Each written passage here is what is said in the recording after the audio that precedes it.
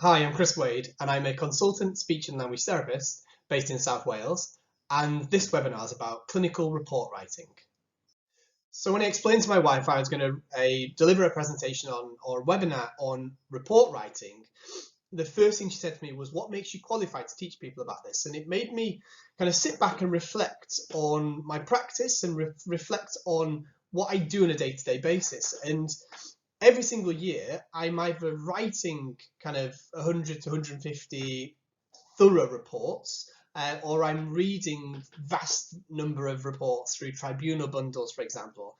And I guess it's important to state that there's no right way or wrong way to do it, but from a legal perspective, there's certain things that have to be present within a particular report. So what I'm going to do today is I'm going to go through the template that I use, which I pretty much see as a working document. So I tweak my report and the structure as I'm writing it.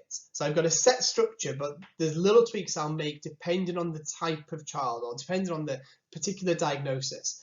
So I'm going to be sharing that report template.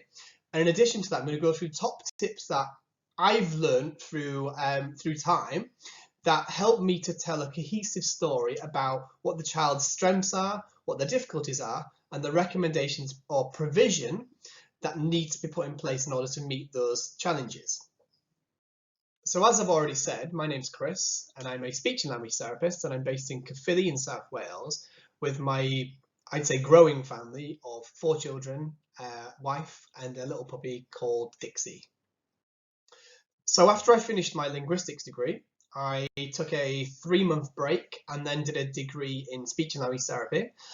Immediately after qualifying, I moved down to London and worked across 4 different London boroughs over the next kind of 4 to 5 years in kind of increasingly senior positions.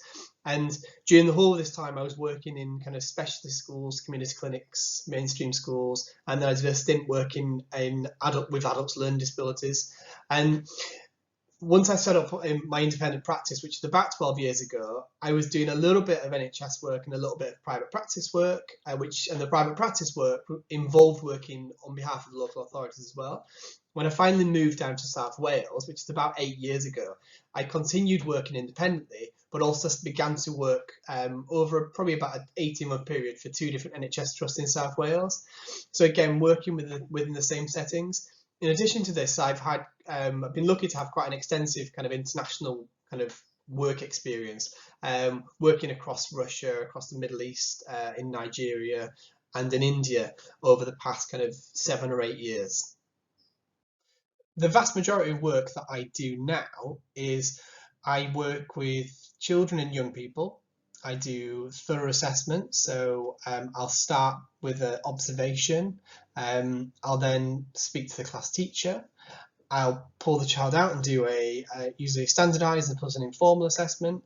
I'll then meet with the school SENCO, and then finally with the parents, and then I'll bring all this together and write a thorough report on what the child's needs are, and then write some clear recommendations as to what provision I recommend in terms of to kind of build upon the strengths and work on those needs. The other side of what I do is I also work with a number of solicitors on potential or historic potential clinical negligence claims against either NHS trusts or against other providers, and this includes considering, so reading and analysing all the paperwork, which could be 8 to 10 years of paperwork for a young person. In this webinar, there's a couple of issues I wanted to cover. So I wanted to start by talking about kind of the breadth of professionals and parents and carers that have joined the webinar. I want to look at kind of the top things that I feel and the solicitor feels that the readers of our reports are looking for. Andrew's going to cover the legal perspective of what needs to be included in the reports that we write. And then I'm going to take what I call a deep dive into the kind of education healthcare plan, and it's similar to the statements in Wales.